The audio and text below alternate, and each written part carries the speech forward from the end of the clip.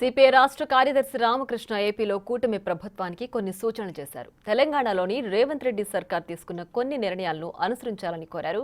Cinema టికెట్ల విషయంలో తెలంగాణ ప్రభుత్వం ఏ విధమైన నిర్ణయం తీసుకుందో అటువంటి విధానాన్ని ఏపీలోనూ అనుసరించాలని రామకృష్ణ కోరారు. దురదృష్టకరమైన సంఘటనతో నిన్న అసెంబ్లీలో సుదీర్ఘంగా ఈ సినిమా ఇండస్ట్రీ గురించి తర్వాత జరిగిన పరిణామాల గురించి చర్చ జరిగింది.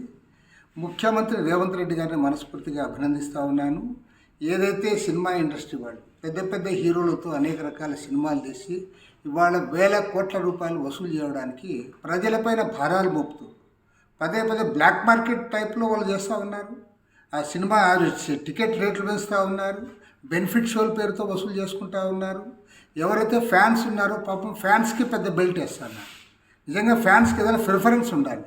ప్రిఫరెన్స్ కాకుండా వాళ్ళ విషయంలోనే వాళ్ళకి ఈరోజు ఎక్కువ చేసే పరిస్థితి వస్తూ ఉంది. ఇది ఏ రకంగా కూడా సమంజసం కాదు.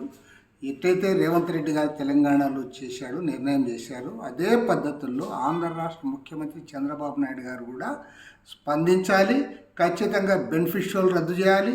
టికెట్ రేట్లు పెంచుకునే దాన్ని కూడా రద్దు చేయాలని చెప్పి సిపిఐ తరఫున డిమాండ్ చేస్తూ ఉన్నాను. రెండవ అంశం, నిజంగా జరిగిన సంఘటన పైన ఇవాళ రాజకీయ నాయకులు, సినీ ఇండస్ట్రీకి సంబంధించిన వాళ్ళు వారు చేస్తున్నది ఇది ఏ రకంగా కూడా సమంజసం కాదు. ఒక తల్లి చనిపోయి వాళ్ళ అబ్బాయి చావు బతుకుల్లో హాస్పిటల్లో ఉంటే అరే మీకు మనసు ఒప్పలే, ఆ కుటుంబాన్ని గురించి మీరు మాట్లాడరు, వాళ్ళ గురించి వాళ్ళకి సానుభూతి కూడా మీరు స్టేట్మెంట్లు ఇవ్వరు.